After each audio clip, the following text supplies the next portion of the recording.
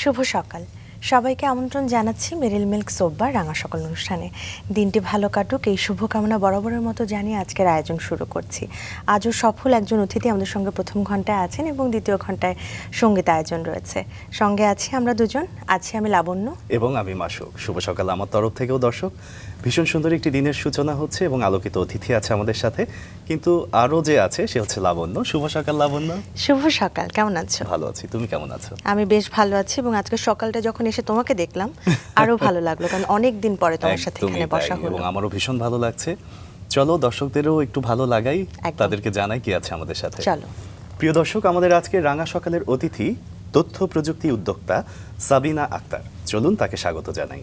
শুভ সকাল। শুভ সকাল। কেমন আছেন? আলহামদুলিল্লাহ ভালো আছি, আপনারা ভালো আছেন? জি, আমরা ভালো আছি এবং রাঙা সকাল পরিবার ভালো আছে। মূলত ব্রজ কিশোরের কিশোর এবং তার নির্মিত গঞ্জ থেকে নামকরণ করা হয়েছিল কিশোরগঞ্জের, এবং আপনার জন্ম হয়েছে সেখানে। কেমন ছিল শৈশবটা? আলহামদুলিল্লাহ, আমার শৈশবটা খুবই ভালো ছিল। ছোটবেলায় আমার শৈশবটা কেটেছে আমাদের গ্রামের বাড়িতে। আমি কিশোরগঞ্জ জেলার 1400 গ্রামে ওইখানে বড় হয়েছি। একদম আমাদের বাড়িতে আমরা যে বাড়িটাতে থাকতাম ওইটা আমাদের বাড়ি ছিল না, আমরা কাইজার ভাইয়ের বাড়িতে থাকতাম। তো ওনারা সবাই ঢাকায় থাকতো, তো এই কারণে ওনাদের বাড়ির মানে ওনাদের পরিবেশটা এত সুন্দর ছিল। বাড়িতে সব রকমের গাছ। কাইজার ভাইয়ের সাথে আপনার সম্পর্ক কি ছিল আপনাদের? কাইজার ভাই এর সাথে আমাদের সম্পর্ক একটু দূর সম্পর্কের আত্মীয়, কিন্তু ওনারা কাজের জন্য বা কোনো কারণে ওরা সবাই শহরে থাকেন, সবাই ঢাকায় থাকেন, ওনাদের বাড়িতে আমরা থাকতাম। তো ওইখানের পরিবেশটা আমার বেড়ে ওঠার জন্য, ওই পরিবেশটা আমার যে এখন পর্যন্ত পুরো ক্যারিয়ারটা আমি বলবো যে ওই পরিবেশটার জন্যই আমি আজকে এখানে আসতে পেরেছি। ওই ছোটবেলাটা খুবই শান্ত ছিলাম আমি, কিন্তু দুরন্তপনা ছিল। সারাদিন খেলাধুলা করতাম, পড়াশোনার ফাঁকে ফাঁকে খেলাধুলা। এখনো আমি ফিল করি ওই বাড়িটা। সব রকমের ফলের গাছ সব ছিল। আমরা নিশ্চয়ই বাড়িতে থাকা হয় না? না, এই বাড়িতে থাকা হয় না, আমার আব্বা নতুন করে বাড়ি করেছেন। হ্যাঁ, কিন্তু আমি ফিল করি এখন পর্যন্ত ওই আমাদের পুরান বাড়িটাই। ওই বাড়িতে সব রকমের ফলের গাছ ছিল। আমরা সব সময় কখনো ফল কিনে খেতে আমার মনে নেই, আমরা প্রত্যেক সিজনে কোনো না কোনো ফল ছিল। একদম জাম্বুরা, আমড়া থেকে শুরু করে তেঁতুল, কামরাঙা, আম, কখনো আমার মনে নেই আমি কিনে ফল খেয়েছি এরকম। বাড়িটার সামনেই ছিল বাংলার উঠান ছিল, ওইটাতে আমরা বিকেলবেলা সব বন্ধুরা আসতো, খেলাধুলা করতাম। আর কানামাছি, বৌছি, তারপর হচ্ছে দৌড়াদৌড়ি, মানে আমরা এমনি আপনার প্রিয় খেলা কি ছিল ছোটবেলায়? ছোটবেলায় এই যে বিকেল হলে স্কুল থেকে এসে কোনো রকমে খাওয়াটা শেষ করে বাংলা উঠানে চলে যেতাম। সবাই আসতো এখানে আমাদের বিকেলবেলা। এরকমই হতো যে এমনি কাউকে ডাকা লাগতো না, সবাই বাংলা উঠানে এসে পড়তো। হ্যাঁ, আমাদের বাংলার উঠানটা একটু বড় ছিল, তো খেলার জন্য মাঠ সুন্দর ছিল। সবাই এমনি চলে আসতো, ডাকা হতো না কাউকে। সবাই দেখা যেত বিকেল থেকে সন্ধ্যা পর্যন্ত আমরা যে যার ইচ্ছা মতো একটু খেলা চেঞ্জ হয়, খেলতাম। প্রিয় খেলা দৌড়াদৌড়ি ছিল। বাবা কি করতেন? বাবা কৃষক ছিলেন, আর মা তো গৃহিণী ছিলেন। তাদের সম্পর্কে শুনি, তাদের সাথে সম্পর্কটা কেমন ছিল? বা বাবা বকাঝকা করতেন কিনা? হ্যাঁ, বাবা কে বেশি আদর করতেন? বাবা মার সাথে সম্পর্কটা আমার তেমন গভীর না, কিন্তু আমি বাবার সাথে সম্পর্ক একটু ভয়ে থাকতাম সবসময়। বাবার হচ্ছে একটু গম্ভীর ছিলেন, ধমক বা একটু ভয় পেতাম, কিন্তু কখনো বাবা আমাদেরকে মারতেন না বা কিছু বলতেন না। মার সাথে সম্পর্ক ভালো ছিল, আদর করতেন। আমরা হচ্ছে ছয় ভাই বোন, আমি সবার বড়। 4 বোন 2 ভাই, সবাই আমার ছোট। তো অনেক বেশি ভাই বোন হওয়ার কারণে আমি বাবা মার এত কাছে তো যাওয়া সম্ভব নয়, মা অনেক কাজে ব্যস্ত থাকতেন। কিন্তু আমার এই গ্যাপটা ছিল না। আমার পাশের ঘরে আমার বড় মা তামান্নাপা থাকতো, তো আমার পুরোটা সময় ঘরে খেতাম, বইটা রেখে আবার ওই ওনাদের সাথে সময়টা কাটতো। তামান্নাপা বড় মার সাথে বেড়ে ওঠা আর কি। আমি ওনাদের সাথে ঘুমাতামও। আমি ঘরে ঘুমালেও বড় মা আমাকে ছোটবেলায় আমার মনে আছে বড় মার সাথে নিয়ে যেতেন। আমি বড় মার সাথে কড়া শাসনে বড় হওয়ার কি, আচ্ছা, বড় আপনার মার শাসনে। এই মিষ্টি মিষ্টি গল্পগুলো আমরা আরো শুনবো, হ্যাঁ। কিন্তু তার আগে আপনার সম্পর্কে কিছু তথ্য আছে আমাদের কাছে, দর্শকদেরকে জানাতে চাই। হ্যাঁ, অবশ্যই। প্রিয় দর্শক, বিডি কলিং আইটি লিমিটেড এবং বিডি কলিং একাডেমির সহ প্রতিষ্ঠাতা এবং চেয়ারম্যান সাবিনা আক্তার 2017 সালে আনুষ্ঠানিক যাত্রা শুরু করে দেশের শীর্ষস্থানীয় একটি প্রতিষ্ঠানে পরিণত হয়েছে বিডি কলিং। প্রতিষ্ঠানটি web design, web development, data entry, digital marketing, mobile apps software development সহ সকল ডিজিটাল সেবা দিচ্ছে।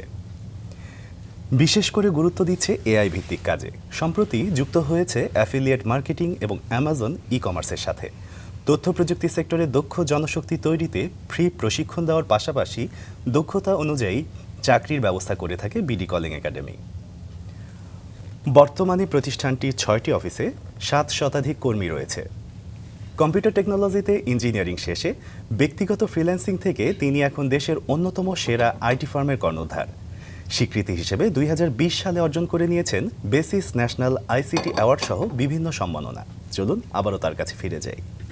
যেমনটা বলছিলেন যে খাওয়া দাওয়া বা অন্য সময়গুলোতে আপনার পাশের বাড়িতে বেশি যাওয়া হতো। পাশের বাড়ি না, আমাদের ঠিক পাশের ঘরটাই বড় পাশের মাদের ছিল। ঘরটাতেই বেশি যাওয়া হতো, আরো কাছে দূরত্বটা। হ্যাঁ, একই উঠান ছিল আমাদের। আমি বেশিরভাগ সময় দেখা যেত স্কুল শেষে বাসায় এসে সন্ধ্যা পর্যন্ত তো খেলতাম। সারাদিন কি ঘুরতো এটা নিয়ে সেই সারা গল্প দিনের করা গল্পটা তামান্না আপা বড় মার সাথে করতাম। আচ্ছা। আমার এরপরে ঘুম, একটু পড়ালেখা, ঘুম, আচ্ছা আচ্ছা।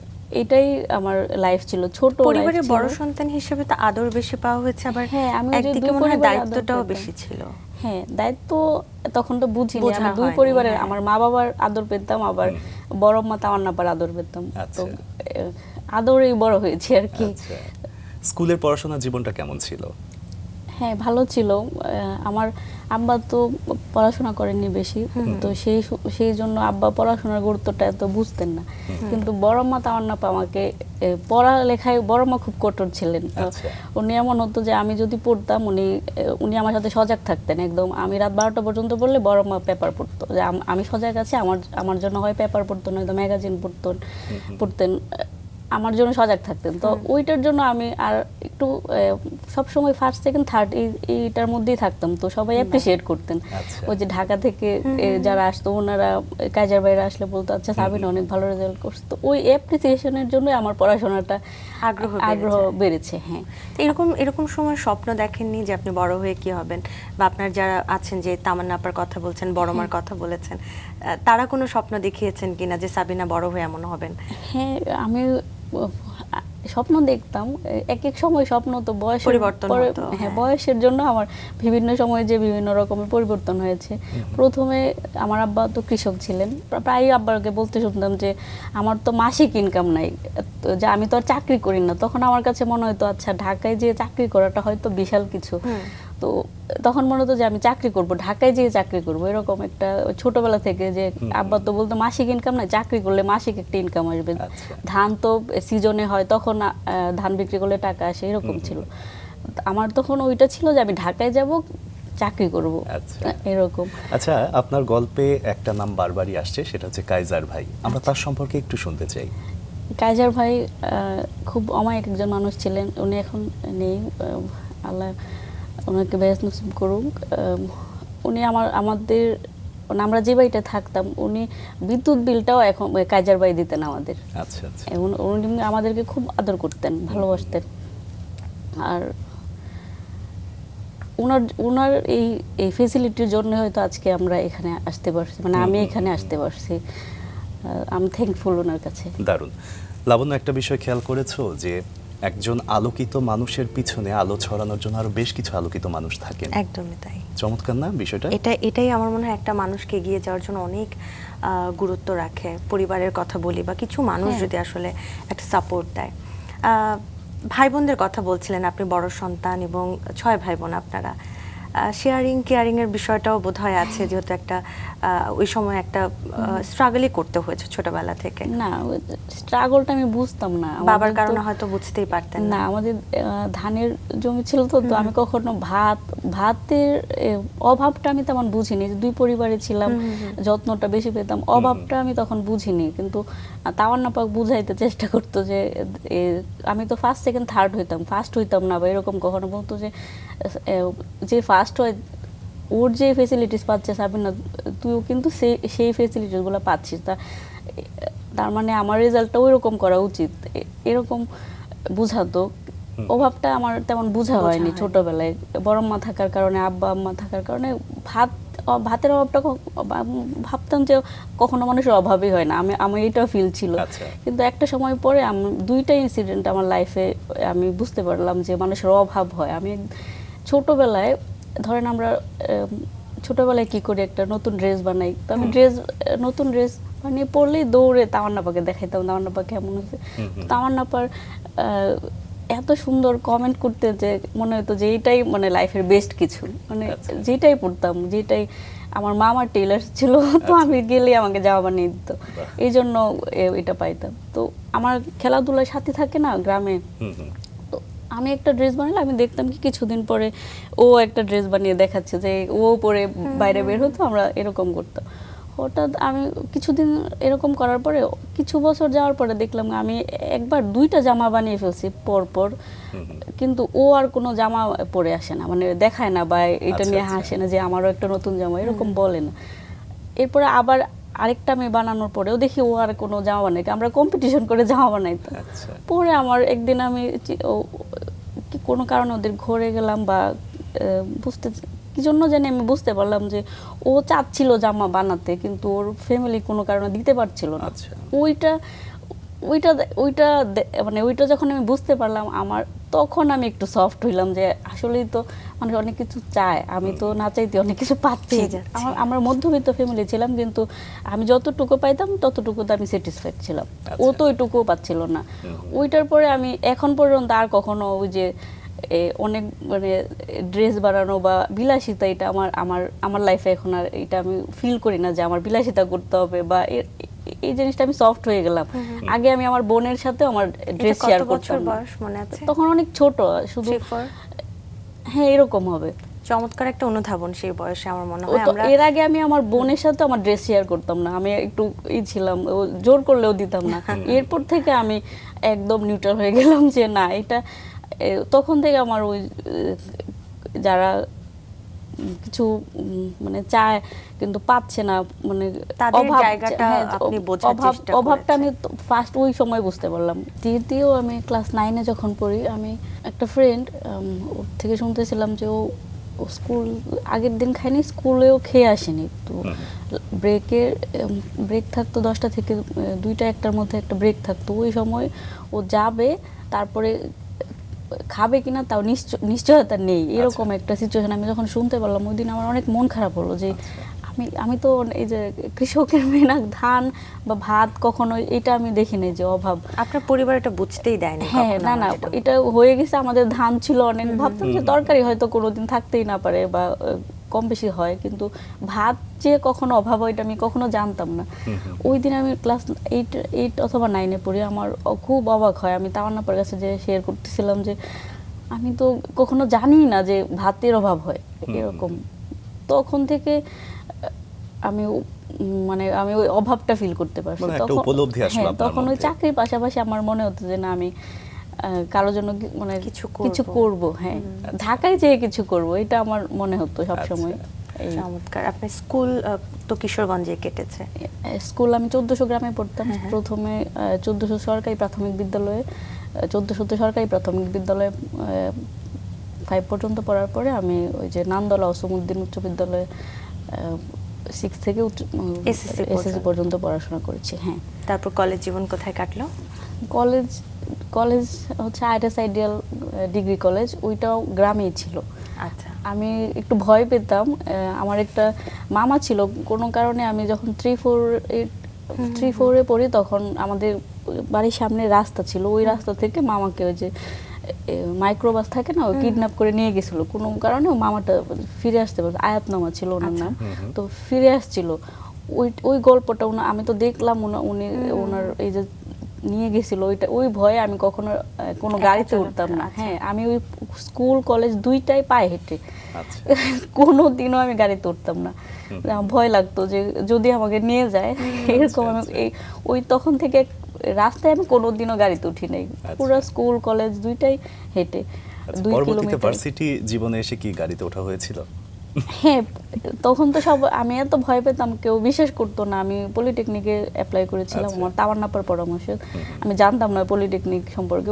উনি জানার পর আমাকে বললো, সাবিনা কম্পিউটারই তো সামনের টেকনোলজি, তো কম্পিউটারই, তুমি কম্পিউটারে পড়ো।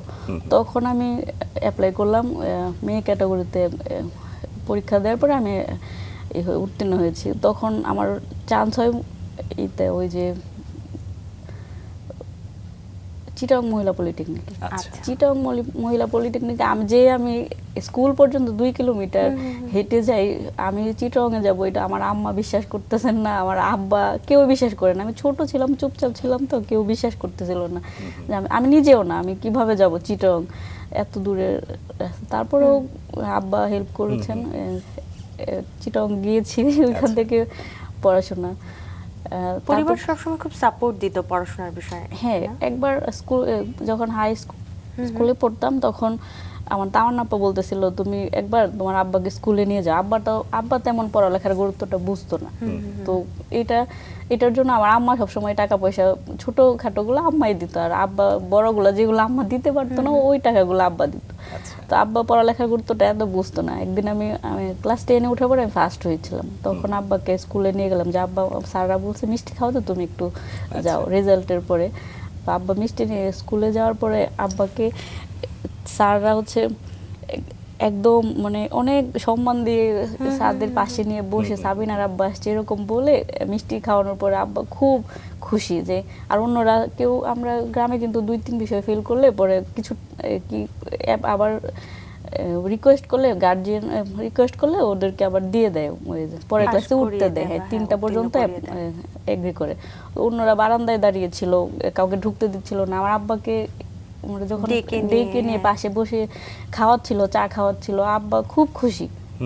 বাসায় এসে তো খুব খুশি আব্বা, যে আমার মেয়েকে মানে স্যাররা অনেক পছন্দ করে বা আমি ভালো রেজাল্ট করি। আব্বা ওই সময় বুঝতে পারছে যে আমি কিছু করতে পারতাম, মানে কিছু করছি। ওর পর থেকে আব্বা একটু টাকা পয়সা দেয়া বা এবং সাপোর্টটা বেশি দেয়া শুরু করে। আমার মনে হচ্ছে আব্বা আমাকে ওই সময় কয়েকদিন ওই যে বাড়ির একটা রিক্সা করে দিয়েছিল, আমি হেঁটে আসি, তখন আব্বা বুঝতে পারছে যে আমার মেয়ে তো অনেক ভালো করছে। তো আমি তো অন্য কারো রিক্সায় উঠতে ভয় পেতাম, বাড়ির একটা রিক্সা দিয়েছিল স্কুলে আসার জন্য। মানে রেগুলার নিয়ে যেত এবং নিয়ে আসতো। হ্যাঁ, তারপর ওইটা আমাকে আবার হেল্প করছে। চিটাগংয়ে যখন যাব, আব্বা তখন বলতেছিল যে আমি তো মাসিক কোনো ইনকাম নাই, মাসে যে খরচ 3,000 অথবা 4,000 টাকা লাগবে ওই সময়, ওইটা তো আমি দিতে পারবো না। এটা কত সালের কথা বলছেন? 2011 দিকে। তো ওইটা তো আমি দিতে পারবো না, কারণ আমার তো মাসিক কোনো ইনকাম আসে না। আমাদের পরিবারের আব্বাই তো ইনকামের সোর্স। তো ওইটাও আমাকে ভাবাইতো যে একা আব্বা ইনকাম করে, আমরা সবাই কিছু করার নেই, আমরা ছোট সবাই, আম্মা গৃহিণী, এর মধ্যে আবার আমাকে মাসিক একটা টাকা দিতে হবে। আব্বা এটা নিয়ে টেনশন করতেছিল। কিন্তু বাজারে যখন যাচ্ছিল, বাজারে তো অনেকে গ্রুপ কথা হয়, তো আমার সাথে ওই পলিটেকনিকে যে এডমিশন টেস্টে অনেকেই এডমিশন টেস্টে গিয়েছিল আমার সাথে। তো শুধু আমি চান্স পেয়েছিলাম। তো বাজারে যখন আব্বা অন্যদের থেকে শুনলো তোমার মেয়ে চান্স পেয়েছে, তো আব্বাকে খুব ভালো ভালো কথা বললো। আব্বা তারপরে এগ্রি হয়ে গেছে যে না, আমার মেয়ে তো ভালো করছে, অন্যরা তো চান্স পায়নি। তো তখন আব্বা আবার রাজি হয়েছে, কিন্তু ভয় পেতো আমি আবার চিটাগংয়ে যাই পড়তে পারবো কিনা। তারপরেও সবকিছু মিলে আব্বার ওই 2টা স্টেপের জন্য আমি যেতে পারছি। তার বড় মার সাপোর্ট ছিল। বড় মা বললো, আমার একটা টিচার ছিল লিটন স্যার, উনি বললো যে সাবিনাকে আপনি দেন চিটাগংয়ে যাইতে, আপনার প্রথম 2-3 মাস টাকা দেন, তারপরে সাবিনা নিজেই কিছু করবে, কিছু একটা করে আপনার টাকা দিতে হবে না। এরকম আব্বাকে বলার পরে আব্বা সাহস পেল। আচ্ছা, আসলে যে কোনো জিনিসেরই একটা সূত্রপাত থাকে। তো আপনাকে যদি জিজ্ঞেস করি যে এই ছাত্র জীবন, আপনি যেহেতু আইটি সেক্টর নিয়ে কাজ করেন, ছাত্র জীবনে প্রথম কম্পিউটার দেখলেন এবং সেটা দেখার পর ধরার পর অনুভূতিটা কেমন ছিল? আমি কম্পিউটার দেখিনি প্রথম, আমি যখন পলিটেকনিকে পড়তাম তখন আমি ল্যাবে যেতে ভয় পেতাম, কম্পিউটার দেখলেই কেমন একটা ভয় লাগতো, আমি তো কিছুই পারি না। অন্যরা আমার সাথে যারা ভর্তি হয়েছে তারা কিছু কিছু পারে, জানতো ধরে, আমি তো ভয় পেতাম, ধরতে পারতাম না। তারপরেও স্যার বললে একটু ওই ল্যাব ক্লাসে আমার একদম জ্বর এসে যেত যে আমি কি করব, সবাই দেখি কিছু কিছু পারে, আমি পারি না। তো ভয় পেতাম, আমি কম্পিউটার দেখলে ভয় পেতাম। তো কম্পিউটারে পড়ি আমি দ্বিতীয় সেমিস্টারে আমি বাড়িতে আসছি। বাড়িতে আসার পরে আমি তো ল্যাবে যে কম্পিউটার অন দেখতাম, কাজ করে চলে আসতাম, আমি কখনো অফ করতাম না। তো আমার নাপার কম্পিউটার ছিল, একদিন এমনি অন হয়ে আছে, আমাকে কেউ একজন বলতেছিল সাবিনা কম্পিউটারটা অফ করো। আমি কখনো বলি না এই কথাটা, আমি তো দেখছি সবাইকে অফ করতে, আমি যে ক্লিক করে অফ করে ফেলছি, কম্পিউটার অফ করছি। অফ করার পরে আমার ফিল হচ্ছে যে মেট্রিক পরীক্ষায় জিপিএ 5 রেজাল্ট পাইলে যে ডানা উড়ে এরকম ফিল হওয়া যে আমি অনেক কিছু পারি। আমার প্রথম দিন কম্পিউটার অফ করতে পারাতে আমার এত খুশি লেগেছিল যে আচ্ছা আমি কম্পিউটার অফ করতে পারি, মানে আমি পারবো। আমি ভয় পেতাম আমি পারবো কিনা কম্পিউটার নিয়ে তখন তো কম্পিউটার এত অ্যাভেলেবেল ছিল না, একটু ভয় পেতাম। এমনি চিটাগংয়ের জার্নি কেমন ছিল, যেহেতু আপনি পরিবারকে ছেড়ে বোধহয় ওটাই প্রথম একটু দূরে যাওয়া এবং ওখানে পড়াশোনা করা, মাঝে মাঝে তো বাড়ি আসতেন নিশ্চয়ই, কিন্তু সেখানে আসলে জার্নিটা কেমন ছিল, অভিজ্ঞতা কেমন ছিল? সেখানে ওই তাওয়ান আপা হেল্প করেছে যাওয়াতে। আমার আব্বা বাসে উঠতে পারে না, গাড়িতে উঠলে কষ্ট হয়, বমি হয় বা এরকম বমিটিং হয়, উঠতে পারে না। তো আব্বা যাবে না চিটাগং, আব্বা চিনেও না, আব্বা পড়াশোনা জানেন না, তো আমি কিভাবে যাব? তখন তাওয়ান আব্বার একজন ভাই ওনার সাথে আমাকে পরিচয় করে দিলেন। আমার সাথে হচ্ছে আমাদের বাড়িতে একজন পাশের বাড়িতে থাকেন আমার একজন বেগম নানু ছিলেন, উনি আমার সাথে ছিলেন। উনি পড়াশোনা জানেন না, কিন্তু উনি চিটাগংয়ে কোনো কারণে গিয়েছিলেন একবার ওনার কোনো আত্মীয় বাড়ি। তো উনি বলতেছে আমাকে ওই আত্মীয় বাড়িতে রেখে আসলে, মহিলা পলিটেকনিকটা ওনার আত্মীয় বাড়ির পাশাপাশি। তো আমরা রাতে রওনা হয়েছিলাম। আমি তো গাড়িতে না, প্রথম দিন ট্রেনে ব্রাউনবাড়িয়া থেকে ট্রেনে উঠেছিলাম। ট্রেনে ওঠার পরে আমি দেখি কুমিল্লা, আমি বইয়ে পড়ছি কুমিল্লা দেখতেছি, ফেনী, তারপর লাকসাম, এগুলো আমি অবাক, মনে হয় যে আমি বিদেশ টুরে যাচ্ছি, এত অবাক হচ্ছি। বইয়ে পড়ছি, জীবনে কল্পনাও করি না এদিকে যাব। উনি হচ্ছে একবার গিয়েছিলেন কোথায় উনি জানেন না, আর আমি হচ্ছে পড়ালেখা জানি, আমি শুধু দেখে দেখে যাচ্ছি যে আমরা ঠিক জায়গায় যাচ্ছি কিনা। তাওয়ান্নাপা বলে দিছিল যে খবরদার ট্রেনের কোনো কিছু খাবা না, শুধু ওই যে সাদা ড্রেস পরে যারা আসে ওদের থেকে খাবা। আমি ভয়ে আর কারো কিছু খাইনি, খিদা লাগছে আমি খাইনি, ওই সাদা ড্রেস পরে আসছে ওনাদের থেকে। পরে আমি স্যান্ডউইচ নিয়েছিলাম, আমি তো স্যান্ডউইচও খাইনি কখনো, স্যান্ডউইচ তো আর খেতে পারি না, ওই যে মেয়োনিজ দেয়, এটা প্রথম ফ্লেভারটা অনেকদিন যে না খাই প্রথম খেতে পারে না, আমার অভিজ্ঞতা আর কি, আমি খেতে পারি না, আর কিছু খাইনি।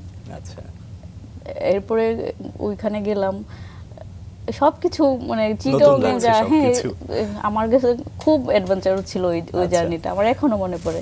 আচ্ছা, হাওর এবং সমতলের যে সংমিশ্রণ, সেই অঞ্চলটি হচ্ছে কিশোরগঞ্জ থেকে চলে এলেন চিটাগংয়ে পড়াশোনাটা শেষ করে হয়তোবা আপনার ফ্রিল্যান্সিং জীবনের শুরুটা হলো, তাই তো? নাকি পড়াশোনা চলাকালীন অবস্থায়? থেকে চিটাগংটা অনেক দূরে ছিল, আমার খুব কষ্ট, মানে সারা রাত জার্নি করতে হতো, আমার খুব কষ্ট হয়ে যাচ্ছিল। প্রথম সেমিস্টারের পরে আমি একটা ভাইয়ের এতে ব্রাহ্মণবাড়িয়া পলিটেকনিকে ট্রান্সফার হই।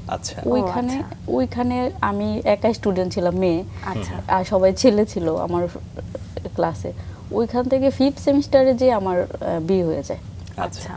এরপর থেকেই ঢাকায় আসা। কিন্তু আপনার ফ্রিল্যান্সিং জীবনটা শুরু হলো কখন? বিয়ের পরে। আচ্ছা, প্রথম তো শুরু করেছিলেন ডাটা এন্ট্রি দিয়ে। হ্যাঁ, যখন 5th সেমিস্টারে থাকতে আমার বিয়ে হয়ে যায়। বিয়ের পরে আমার হাজবেন্ড ফ্রিল্যান্সিং করতো, নিজের একটা প্রোফাইল ছিল, তখন আপওয়ার্ক ওডেক্স ছিল, আপওয়ার্কের নামটা ওডেক্স ছিল, ওই ইলান্সে ওনার প্রোফাইল ছিল। আমি আসার বিয়ে হওয়ার 3 দিন বা 4 দিনের পরে আমার নামে একটা প্রোফাইল করে দিয়েছিলেন। প্রথমে ওনার একটা কম্পিউটার ছিল, পরে ও পাশের টেবিলেই আরেকটু জায়গা খালি করে আমাকে একটা কম্পিউটার দিয়ে দিয়েছিলেন। ওই তখন থেকে দুইজন মিলে কাজ করা। মানে তখন থেকে কি নিজের একটা কম্পিউটার হলো নাকি তার আগেই না, কম্পিউটার? কম্পিউটার আমার আব্বা তখন কিনে দিয়েছিল, কিন্তু আমি কোনো কাজ পারতাম না। আমাকে ল্যাপটপ কিনে দিয়েছিল আব্বা তখন, একটা জমি বিক্রি করে আচ্ছা। ল্যাপটপ কিনে দিয়েছিল, আমার মনে আছে। আচ্ছা, এমনি ইঞ্জিনিয়ারিং এর রেজাল্ট কেমন হচ্ছিল? বা তখনও তো আপনি পড়াশোনা করছেন হ্যাঁ। যখন আপনার বিয়ে হয়। রেজাল্টটা মোটামুটি ভালোই ছিল, 3 পয়েন্টের উপরে ছিল রেজাল্ট, আউট তখন অফ 4 এর মধ্যে। ল্যাবে তো আরো নিশ্চয়ই অনেক নতুন নতুন কম্পিউটার অনেক কিছু শেখা হয়েছে। না, তো ওই আমাদের ওই জায়গাগুলোতে ব্রাহ্মণবাড়িয়াতে? ব্রাউনবাড়িতে ল্যাবে এখন পর্যন্ত এত টেকনিক্যাল কিছু শেখা হয় না, যারা বাইরে থেকে শিখে এফোর্ট দিতে হয় বাইরে। তারপরে আচ্ছা। ল্যাবে পলিটেকনিক্যাল ল্যাবে আমরা যেটা শিখে আসি ওইটা রিয়েল লাইফে কাজে কম লাগে, মানে টুকটাক বেসিক কিছু শিখায় আমার মনে হয়। এখন পর্যন্ত আমি বেসিক কিছুই পারতাম তখন। ইউটিউব আমি চিনতাম না, আমি ঢাকায় এসে বিয়ের পরে আমি দেখি আমার হাজবেন্ড ইউটিউবে ক্লিক করে, আমাদের গ্রামে তো ইন্টারনেট স্লো ছিল, ইউটিউবে ক্লিক করলে কখনো কিছু দেখা যেত না, আমি আচ্ছা। জানতাম না ইউটিউবে কি হয়। এটা একটা মজার অভিজ্ঞতা। মেরিল মিল্ক সোব্বা রাঙা সকাল অনুষ্ঠানে 2 থেকে 7 বছরের শিশুদেরকে জন্মদিনের শুভেচ্ছা জানানো হয়। আগ্রহী অভিভাবকগণ জন্মদিনের 7 দিন আগে শিশুর ছবি, নাম, যোগাযোগের ঠিকানা, জন্মসনদের অনুলিপি ও ফোন নাম্বার পাঠিয়ে দিন এই ঠিকানায়। প্রযোজক রাঙা সকাল, মাছরাঙা টেলিভিশন, 2 বীরুত্তম জিয়াউর রহমান রোড, বনানী, ঢাকা 1213। এছাড়া ইমেল করতে পারেন rangasokal@মাছরাঙা.tv এই ঠিকানায়। দর্শক, আজ আমাদের সঙ্গে আছেন তথ্য প্রযুক্তি উদ্যোক্তা সাবিনা আক্তার। তার গল্পে আবারও ফিরছি আমরা যে জায়গাটা আসলে চলে এসেছি, আপনার কর্মজীবনে আমরা চলে এসেছি এবং সেই সাথে আপনার নতুন জীবনে আসলে শুরু হয়েছে। আপনি আপনার জীবন সঙ্গীকে পেয়েছেন তো, এবং তার মাধ্যমেই বলতে পারি যে আপনার এই কর্মজীবনে আসা বা ফ্রিল্যান্সিংটা শুরু করা। একটু গল্পটা আপনার কাছ থেকেই শুনি, সেই বিয়ের 3-4 দিন পরে আপনার একটা নতুন কম্পিউটার পাওয়া, কাজ শুরু করা, শুনি একটু। বিয়ের 3-4 দিন পরে উনি তো আগে থেকেই কাজগুলো অ্যাকাউন্ট ছিল, ফ্রিল্যান্সিং করতেন, শুরু করেছিলেন মাত্র, খুব বেশি কিছু করেনি। তখন আমার নামে একটা প্রোফাইল করে, নতুন কম্পিউটার না, এখানে 2-3টা কম্পিউটার ছিল, একটা আমাকে দিয়ে আচ্ছা। দিয়ে দেওয়া হয়েছিল। তখন আমরা দুজন পাশাপাশি বসে কাজ করতাম আর কি, সারা রাত কাজ করতাম। আমি মাঝে মাঝে যে খাবার দাবার নিয়ে এন্টারটেইন করতাম, যে না খেয়ে কাজ করা নাস্তা, যাবে না, হ্যাঁ। ছোট ছোট ছোট নাস্তা রেডি করে নিয়ে আসতাম, খেতাম, কাজ করতাম। এই তখন এমনি শুরুর দিকে কি কাজ করছিলেন? ডাটা এন্ট্রি, আমরা দুইজনেই। ডাটা এন্ট্রিটা খুবই সহজ, একটু ইংলিশ পড়তে জানলেই হয়, কপি পেস্ট জানলেই হয়, তো এটা যে কেউ পারে, কম্পিউটারের বেসিক কিছু ধারণা থাকলেই, আচ্ছা। এক্সেল জানলেই ডাটা এন্ট্রি করা যায়। ডাটা এন্ট্রি থেকে আমাদের শুরু। তারপর ডাটা এন্ট্রি থেকে শুরু করার পর আমরা এভাবে যাচ্ছিল, পার্সোনাল ফ্রিল্যান্সিংই করছিলাম। হঠাৎ কিছুদিন পর আমার হাজব্যান্ড, অনেক লং টাইম সারা রাত বসে থাকতে হয়, তারপরে আবার এই কাজগুলো ডেলিভারি দিতে হয়, কাজ নেওয়ার পরে এগুলো আবার অপারেশন, নির্দিষ্ট একটা সময় থাকে, সেই সময়ের মধ্যে আমরা কাজটা শেষ যেহেতু করতে বাইরের হয়। ক্লায়েন্টের কাজ করি, রাতেই মূলত আমাদের সজাগ থাকতে হয় সেলসের জন্য। না, রাতে সজাগ থাকতে হয় সেলস করার জন্য, কারণ বাইরের কান্ট্রিগুলো টাইমিং এর জন্য, মিলানোর জন্য। তো আমার হাজবেন্ডের ব্যাক পেন শুরু হয়, ব্যাক পেন হওয়ার সময় উনি বলতেছিলেন আমি শুধু ব্যাক পেনের জন্য উনি বসে কাজ করতে পারতেছিলেন না, তখন শুয়ে কাজ করা যায়, ল্যাপটপ রেখে কাজ করা যায়, এরকম একটা অনলাইন থেকে অর্ডার করে দিয়েছিলাম, তো শুয়ে শুয়ে কাজ করত। তখন আমরা দুজন মিলে প্ল্যানিং করতে থাকলাম যে এটা কিভাবে মানে অন্যদের দিয়ে করানো যায়, ক্লায়েন্টের সাথে কমিউনিকেট গুলো অন্য কেউ করবে। উনি আমাকে বলতেছিল তুমি করো, তুমি একটু কথা বলে দাও, কাজগুলো অন্য কেউ করে দিবে। এই প্ল্যান করতে করতে তখন আমরা ভাবলাম যে ইনোভেটিভ চিন্তাটা কার মাথায় আগে এসেছিল, আপনার নাকি আপনার? আমরা দুইজন মিলে আলোচনা করতাম। আমরা এখন পর্যন্ত যেই পর্যন্ত আসছি, প্রথমে দুইজন ডিসকাস করি, বাসায় হোক, যেভাবে মানে প্রাথমিক আলোচনাটা আমরা দুইজন করি যে এটা কি করব, কিভাবে করলে কি ভালো হয়। বেশিরভাগ সময় অফিসিয়াল কথাবার্তাই হয় আমাদের। তো তখন উনি বলতেছিলেন যে আমরা করি, অফিসেই লোক নিয়ে নেই, কম্পিউটার দিয়ে দিব, ওরা কাজ করবে, আমরা সেলসটা করব, এরকম। তাহলে তো আমাদের প্রেশারটা কিছু কমে যাবে, বা যে ব্যাক পেনটা হচ্ছিল একা করলে অনেক প্রেশার পড়ছিল, আবার রাত জাগতে হচ্ছিল অনেক বেশি, সবকিছু মিলিয়ে ওনার জন্য একটু কঠিন হয়ে যাচ্ছিল। কঠিন হয়ে যাচ্ছিল। এইটা ভাবার পরে আমি বলতেছিলাম এর আগে আমরা একটা টিমকে বাইরে কাজ দিয়ে দিতাম, বাইরে থেকে ওরা, কিন্তু ওদেরকে তো আমরা টাইমলি কাজ দিতে হবে, প্রেশারটা দিতে পারছে না। আমার যখন এমপ্লয়ি হবে তখন কিন্তু আমি বলতে পারবো তুমি আমাকে এই টাইমে এই কাজটা দিবা বা এই ডেলিভারিটা এই টাইমে লাগবে, ক্লায়েন্টের সাথে আমরা যে কমিটমেন্টটা দিই এটা রাখতে পারবো। তো একদমই। আমি এর আগে তো আমাদের নিজেদের কম্পিউটার দিতে হতো না, ওদেরই কম্পিউটার ছিল, ওরা ওই কম্পিউটারে কাজ করতো। আমি বলতেছিলাম যে এই এখন যদি আমরা অফিসে এমপ্লয়ি নিই তখন তো ওদেরকে কম্পিউটার দিতে হবে, কম্পিউটারগুলো নষ্ট হয়ে যাবে, আমি তো ছোট ছিলাম। উনি বলতেছে না দেখি কি হয়।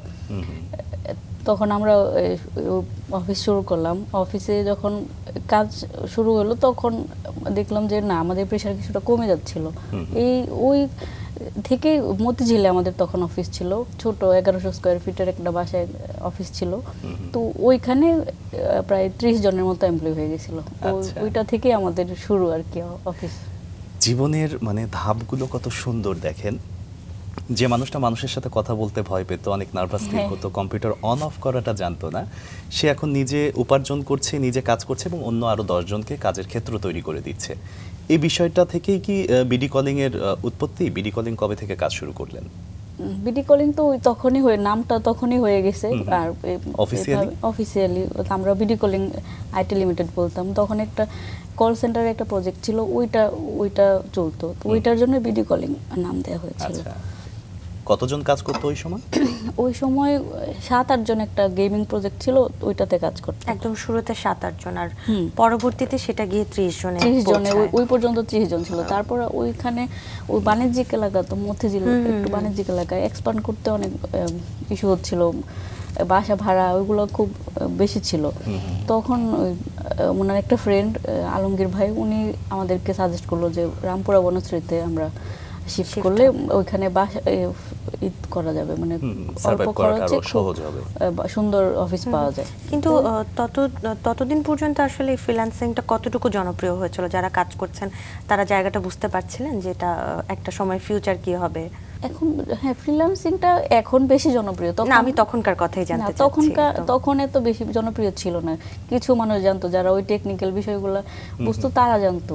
আর এত অ্যাভেলেবেল ছিল না, এত গ্রামে তো জানতোই না, ইন্টারনেট ছিল না, আমি জানতাম না, আমি নিজেই জানতাম না, পলিটেকনিকে পড়ি কিন্তু আমি নিজেই জানতাম না। তার মানে কত গ্যাপ ছিল ওইটার মধ্যে। আমি এসে দেখি আমার হাজবেন্ড এটা করছে, তখন আমি বুঝতে পারলাম আচ্ছা এটা কি। আমি তো অবাক হইতাম, আরে একটু দেখি $300 অর্ডার পাইছে, আমি টাকা হিসাব করতাম যে এটা ডলার হলে টাকায় কত হয়, মানে একটা ক্লিকে ক্লায়েন্টের সাথে কথা বলে এত টাকা ইনকাম হয়। আমি প্রথম 2-3 দিন খুব অবাক হয়েছি যে সিরিয়াসলি এত টাকা ইনকাম করা যায় এবং সব টাকা পাওয়া যায়।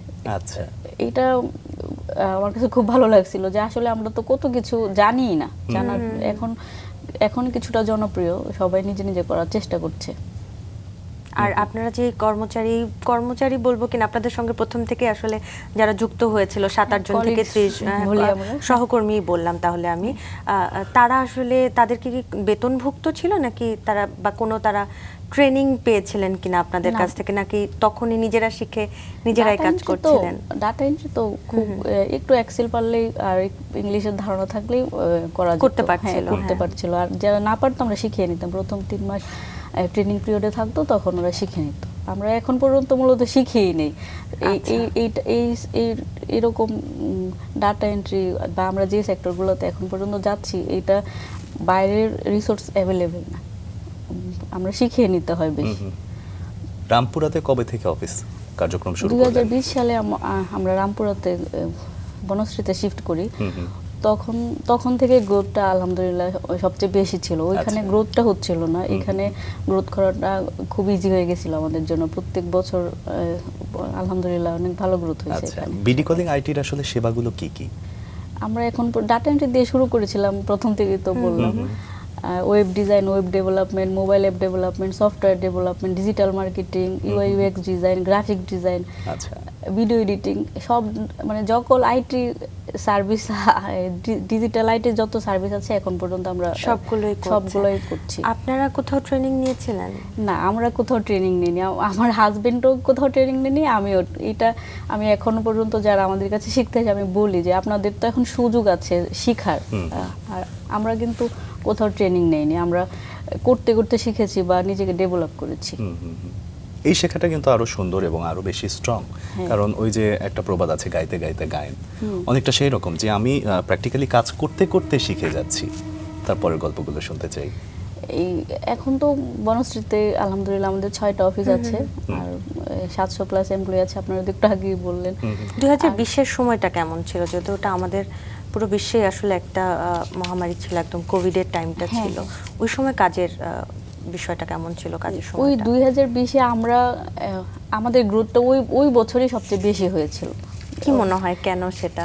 সেটা ওই যে সবাই অনলাইনে কাজ করছিল, তখন আমরা ইনক্রিমেন্ট দিয়েছিলাম ওই 2020 সালে। সবাই ছাঁটাই করছিল এমপ্লয়ি, আমরা তখন ওই ইনক্রিমেন্ট দিয়েছিলাম ওই বছর। এটা আমার মনে আছে সব এমপ্লয়িরা খুব স্যাটিসফাইড ছিল ওই সময়টায়। দেশের বিভিন্ন জায়গা থেকে তারা কাজ করে আপনাদেরকে সেটা সাবমিট করতো, এই সিস্টেমে কাজটা হতো নাকি একদম আপনারা যেখানে অফিস গড়ে তুলেছেন সেই জায়গাতে এসে কাজটা করতে হতো? না, আমরা শুরুটা তো ওইভাবে ছিল, কয়েকটা টিম ছিল বাইরে। এরপরে আমরা যখন অফিস নিয়ে নিলাম, এরপরে আর কখনো বাইরে কাজ দেওয়া হয়নি। আমরা এখন পর্যন্ত আমাদের ইনহাউস সব operation ready, salesman ready, in-house সব হচ্ছে, বাইরে কোথাও আমরা কাজ দিচ্ছি না। আচ্ছা, আপনি তখন বলছিলেন যে আপনি যখন কিশোরগঞ্জে ছিলেন বা ব্রাহ্মণবাড়িয়াতে ছিলেন, তখন ফ্রিল্যান্সিং এর বিষয়টাই আপনি জানতেন না। তো 2014 থেকে 2020 পর্যন্ত আপনার অনেক পরিবর্তন এসেছে আপনাদের, আপনারা অনেকের সঙ্গে কাজ করছেন, কিন্তু ঢাকার বাইরে যারা আছেন তাদের জন্য কি আপনারা কাজ করা শুরু করেছিলেন? এখন পর্যন্ত আমরা ঢাকা কেন্দ্রিক না, ঢাকা কেন্দ্রিক না, আমরা যাদের স্কিল আছে তাদেরকেই নিয়ে নিচ্ছি। আমাদের কাজগুলো যে বিভিন্ন জেলা থেকেই যুক্ত হচ্ছে, হ্যাঁ, গ্রাম থেকে আসছে। এখন তো অনলাইনে, এখন তো সব জায়গায় ইন্টারনেট আছে, সবাই আমাদের সার্কুলারগুলো পাচ্ছে, সবাই অ্যাপ্লাই করছে। সব বিভিন্ন জায়গা থেকে আমরা নিচ্ছি। স্কিল যাদের নাই, একটা বেসিক জিনিস লাগে ইংলিশটা জানতে। আমরা যেহেতু বাইরের ক্লায়েন্টের কাজ করি, দেশে কোথাও এখনো আমরা দেশের কোনো সার্ভিসই দিই নাই এখন পর্যন্ত। তো যেহেতু বাইরের ক্লায়েন্টের কাজ করি, ইনস্ট্রাকশনগুলো ইংলিশে কথা বলতে হয় ক্লায়েন্টের সাথে, ভাষাটা ইংলিশটা একটু জরুরি। ইংলিশ জানলে আর যদি বেসিক কিছু ধারণা নাও থাকে তাও আমরা নিচ্ছি, আমরা নিয়ে শিখিয়ে তারপর আমাদের সাথে আগ্রহ থাকতে হবে। অনলাইনে দিচ্ছেন? অনলাইন অফলাইন দুইটাই হচ্ছে। আচ্ছা, এই শেখানোর জন্যই আমাদের মূলত বিডি কলিং একাডেমিটা করা। একটু শুনি বিডি কলিং একাডেমি নিয়ে একটু বিস্তারিত, কবে শুরু করলেন, কি প্ল্যান ছিল, সবকিছু মিলিয়ে শুনি। আমরা যখন ফ্রিল্যান্সিংটা ওই 2020 সালের দিকে বেশি কাজ পাচ্ছিলাম, সেলস হচ্ছিল 2020-এ। আচ্ছা, তো এর আগে আমরা কাজ পাচ্ছিলাম, কিন্তু আমরা এমপ্লয়ি নিলে দেখা যাচ্ছে যে প্রথম 3 মাস কোনো আর্ন করতে পারছে না। তো ওই স্কিলের লোকগুলো তো, এটা তো নতুন, সবাই তো স্কিলের লোক পাওয়া যাচ্ছিল না। তখন আমরা ফ্রি ট্রেনিং দিতাম। ফ্রি ট্রেনিং দিয়ে প্রথম 3 মাস ট্রেনিং পিরিয়ডে রেখে বা ফ্রি করাতাম ট্রেনিংটা, শিখিয়ে তারপর এমপ্লয়ি হিসেবে নিতাম। ওইটা প্রথম থেকেই ছিল আমাদের। পরে আমার কাছে মনে হতো যে আমরা যদি এটা শুরু করি, মানে শিখানোটা একদম অফিসিয়ালি শুরু করি, এটা বরং ভালো। ফ্রিটা না সবাই আসে না, মানে ভাবে যে কি না কি ফ্রিতে সবাই, আমি বুঝাতে পারছিলাম না অন্যদেরকে যে এটা শিখলে সহজেই চাকরিটা পাওয়া যায়। তো তখন আমরা বিডি কলিং একাডেমিটা শুরু করি। বিডি কলিং একাডেমিটা শুরু করার কিছু কোর্স আছে এখন ফ্রি, আমরা আমাদের প্রয়োজনে এমপ্লয়ীদেরকে শিখাই। আর কিছু কোর্স আছে পেইড, অফলাইন অনলাইন দুইটাই আছে। আমরা যে সার্ভিসগুলো দিই সবগুলোই শিখানোর কোর্স আছে আমাদের। তাহলে তো আপনার আসলে ভীষণ ব্যস্ত একটা সময় পার করতে হয়। এবারে যে প্রশ্নটি করতে চাই যে 2014 সালে বিয়ে করেছেন এবং আপনার পারিবারিক জীবনেও আসলে মাতৃত্ব জিনিসটাই হচ্ছে চমৎকার সুন্দর একটা ব্যাপার। আপনার 5 সন্তান, পরিবার, সংসার, কাজের জায়গা এবং সন্তান সবকিছু একসাথে সমন্বয় করে আসলে কিভাবে চলেছেন? সময়টা কঠিন ছিল, কিন্তু আপনি আসলে খুব সহজ করেই নিশ্চয়ই দেখেছেন। একটু আপনার কাছে অভিজ্ঞতাটা জানতে চাইবো। আমার 4 ছেলে 1 মেয়ে। তো ওই আমার এমন হয়েছে, আমি একদিন আগে অটো রিক্সাগুলো এখন নাই, দেখা যায় যে অটো রিক্সাতে এখন অনেকজন বসা যায়, তখন পায়ের রিক্সাগুলো ছিল। আমি একদিন, আমার মনে আছে, আমি 4 জনকে এমনি নিয়ে অফিসে মিটিংয়ে গেছি। তো আমার জন্য এনভায়রনমেন্টটা আমার হাজব্যান্ড ক্রিয়েট করে রাখছেন, যে আমার যে কোনো, আমার এই যে এই পর্যন্ত আসা সবটাই আমার হাজব্যান্ডের জন্য। তো আমি সাবিনা যতটুকু পারতাম এর চেয়ে বেশি পারাটা আমার হাজব্যান্ড হ্যাঁ, আমার হাজব্যান্ড খুব পাশে ছিলেন, খুবই হেল্পফুল। আমি একবার মনে আছে প্রেগনেন্সিতে, তখন অফিসে যেতে পারছিলাম না, তো আমি এমনি ফোন দিয়ে ভিডিও করছিলাম বাচ্চাদের বাসায়। তো ভাবছি যে অফিসে অফিসে যেহেতু যেতে পারছি না, ভিডিও করি বাসায়, অন্তত একটা কাজ করি, সময় চলে যাবে।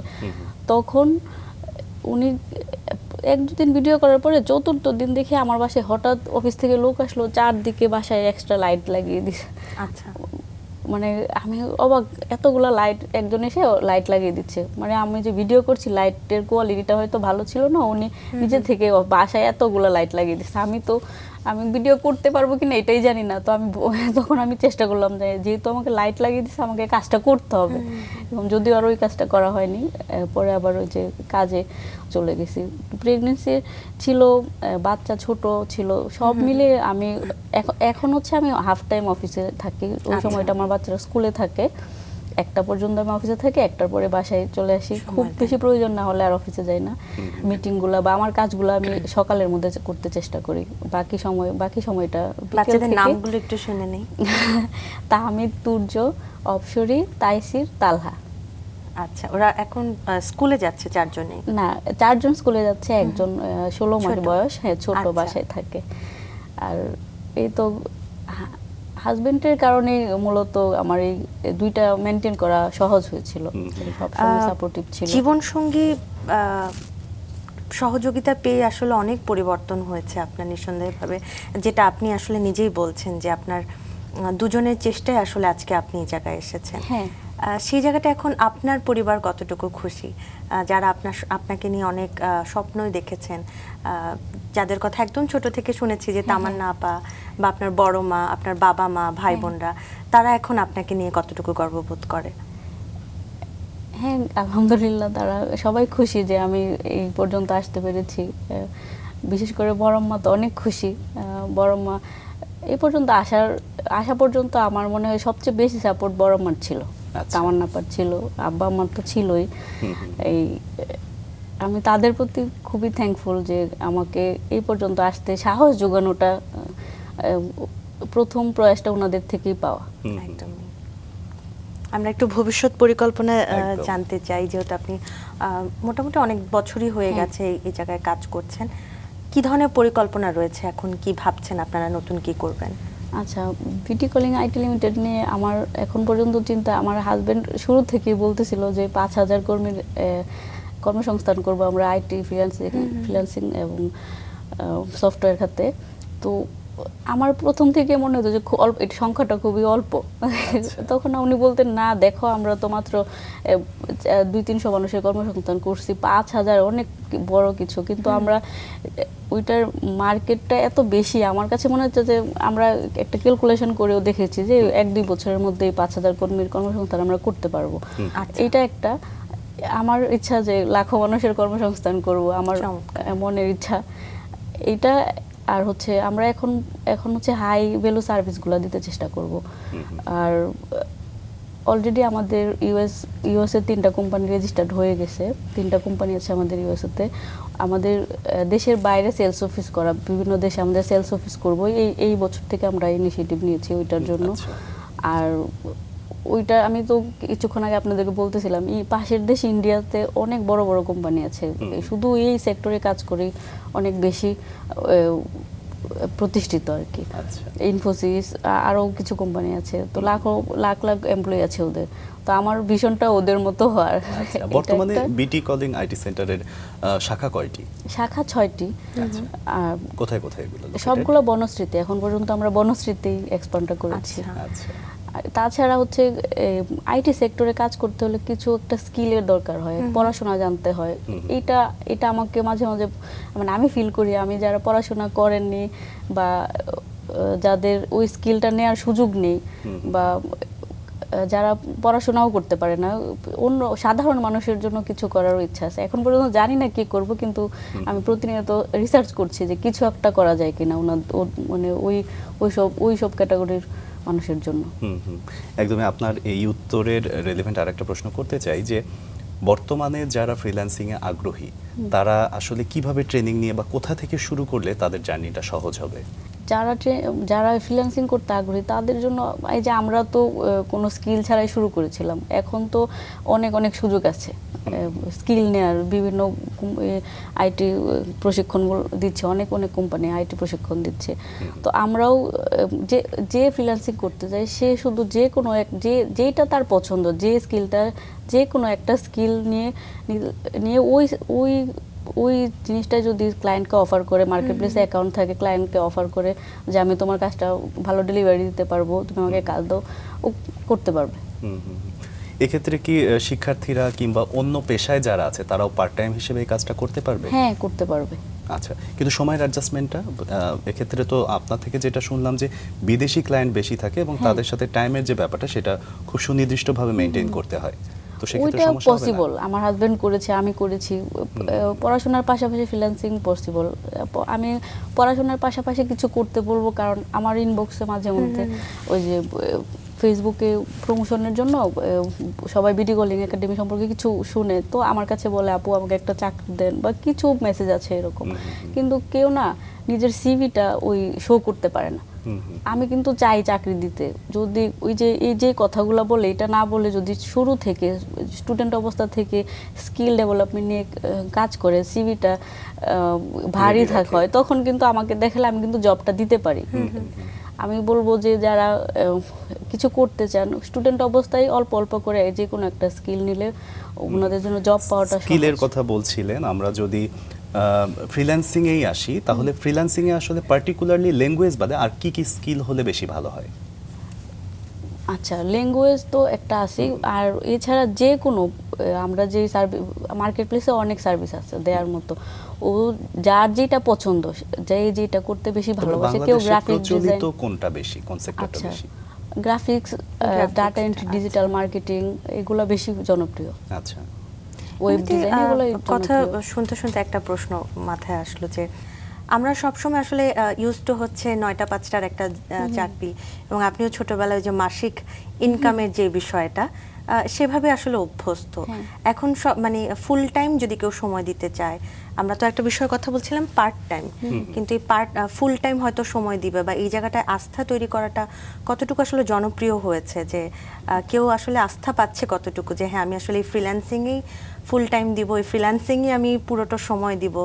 বা বলার ক্ষেত্রে আমি কেউ হয়তো পেশার ক্ষেত্রে বলছে যে আমি ডাক্তার বা আমি ইঞ্জিনিয়ার, কিন্তু অনেককে হয়তো আমরা বলতে পারছি না যে আমি ফ্রিল্যান্সিং করছি। এই জায়গাগুলো আসলে কতটুকু পরিবর্তন হয়েছে বা আপনার অভিজ্ঞতা থেকে আমি আসলে জানতে চাইছি। অভিজ্ঞতা থেকে বলবো যে ফ্রিল্যান্সিংও মানুষকে বলার মতো একটা জব এখন হয়ে গেছে। হ্যাঁ, হয়ে গেছে। এখন হচ্ছে মানুষের দুইটাকে ব্যালেন্স করতে পারলে হলো। রাত জাগাটা, রাত জেগে কাজ নেওয়ার ওই ব্যালেন্সটা করতে পারে না। আমরাও তো শুরু থেকে যখন করে আসছি ফ্রিল্যান্সিং, উত্থান পতন কিন্তু ছিল, একদম প্রোফাইল ব্যান হয়ে গেছে, কোনো ইনকাম নাই এরকম। আমরা 2020-এ আমরা $100 ইনকাম করেছিলাম। তো এটার জন্য আমরা সেলিব্রেট করেছিলাম। পরের মাসে আমাদের $10,000 হয়ে গেছিল ডলার। আমরা এই যে উত্থান পতন, এগুলো আমরা রিকভারি করেছি। তো এই স্ট্রাগল থাকবে, প্রোফাইল চলে যাবে বা কিছু স্ট্রাগল তো আছে, কিন্তু প্যাশনটা থাকতে হবে, ধরে রাখতে হবে যে আমি এটা করব। এইটা থাকলে আপনি ফ্রিল্যান্সিং করেও কিছু করতে পারবেন। এই প্রোফাইল ব্যাক করানোর, উদ্ধার করার অপশন আছে? হ্যাঁ, অপশন আছে। এটাও কি আপনারা ট্রেনিং এ শেখান? না, এটা তো আপনি লিগ্যাল থাকলে আপনাকে ওই আপওয়ার্ক বা ফাইবার যারা এরা প্রোফাইল দিয়ে দেয়। এখন আসলে সময়টা কেমন কাটছে একটু সবকিছু মিলিয়ে শুনি। এখন আলহামদুলিল্লাহ আমাদের তো একটা কোম্পানি ফর্ম হয়ে গেছে, যার কারণে আমাদের কাজটা একটু উপরের দিকে হয়ে গেছে। আমি সবচেয়ে বেশি আমাদের এই পর্যন্ত আসার ক্ষেত্রে আমি মানে সবচেয়ে বেশি থ্যাঙ্কফুল হচ্ছে আমার কলিগসদের সাথে। আমাদের কলিগসগুলো এরকম, আমাদের পাশে যারা কাজ করেন, একদম আমরা যেরকম আমাদের ভিডিও কলিং আইটি লিমিটেডকে ফিল করি যে আচ্ছা একটা কোনো ইনসিডেন্ট বা এই যে লাস্ট হলো না যে ইন্টারনেট বন্ধ ছিল কয়েকদিন, তো ইন্টারনেট বন্ধের সময় আমরা তো ঘরে বসে কি করব, ক্লায়েন্টের সাথে কোনো যোগাযোগ করতে পারছি না। আমরা চিন্তা করছিলাম কি করা যায়। আমার একজন কলিগস ফোন দিয়ে বলতেছে, স্যার আমাদেরকে ইন্ডিয়া পাঠিয়ে দেন, আমাদেরকে কিছু একটা করে না। মানে আমরা বলার আগে ওনারা এত কিছুর মধ্যে ওনারা পরে আমরা 10 জনের একটা টিম নেপাল পাঠিয়ে দিয়েছিলাম। ওরা এত এই যে আর্মির এত রেস্ট্রিকশনের মধ্যে ওরা নেপাল চলে গেছিল নিজের উদ্যোগে। আমি আমার হাজবেন্ড যাইনি। তো কলিগসদের জন্যই আসলে এই পর্যন্ত আসা। তো এই পুরো জার্নিটাতে আমি কলিগদেরকে বলবো যে এত ভালো কলিগস পাওয়া ভাগ্যের ব্যাপার, যেই কারণে কোম্পানিটা এত গ্রোথটা এত স্মুথ হচ্ছে। একদমই তাই। বিডি কলিং আইটি কোন কাজে বেশি ফোকাস করছে? আচ্ছা, আমাদের এখন হাই ভ্যালু সার্ভিসগুলোর দিকে বেশি ফোকাস করছি। আর রিসেন্টলি ChatGPT AI নিয়ে কাজ করছি। আর এর আগে তো software, mobile app development, software development, এগুলো তো আছেই। সাথে নিজেকে আপডেট রাখার জন্য এখন যেটা করার AI ChatGPT-তে কাজ বেশি ফোকাস। আর হচ্ছে দেশের বাইরে সেলস অফিস করার জন্য আমরা ইনিশিয়েটিভ নিয়েছি। আচ্ছা, কিছু কার্যক্ষেত্র আছে যেগুলোতে এত বেশি ব্যস্ততা থাকে যে ব্যক্তিগত জীবন এবং অবসর এই জিনিসগুলো বের করা আসলে খুব কঠিন হয়ে পড়ে। আপনার অবসর কিভাবে কাটে? আচ্ছা, এই তো আমি তো বললাম যে আমি 1টা পর্যন্ত অফিস করি, লাঞ্চ টাইমে বাসায় আসলে আর অফিসে যাই না। তো এরপরে আমি এই যে বাচ্চাদের সাথে সবচেয়ে বেশি সময়টা বাচ্চাদেরকে দিই। আচ্ছা, চমৎকার। বাচ্চাদের সাথে অবসর কাটানো আসলে সবচেয়ে সুন্দর একটা অবসর। আমরা চলে এসেছি আমাদের আজকের এই আয়োজনের একদমই শেষ পর্যায়ে। আপনি যদি রাঙা সকালের দর্শকদেরকে কিছু বলতে চান। থ্যাংক ইউ রাঙা সকালের সকল দর্শকদেরকে। থ্যাংক ইউ জানাচ্ছি মাছরাঙা টেলিভিশনকে আমাকে এরকম একটা সুন্দর অনুষ্ঠানে আমন্ত্রণ করার জন্য। থ্যাংক ইউ আপনাদেরকে। ভালো থাকবেন সবাই। আপনিও অনেক ভালো থাকবেন। আপনার জন্য অনেক অনেক শুভকামনা থাকলো। আমাদেরকে সময় দেওয়ার জন্য অনেক অনেক কৃতজ্ঞতা।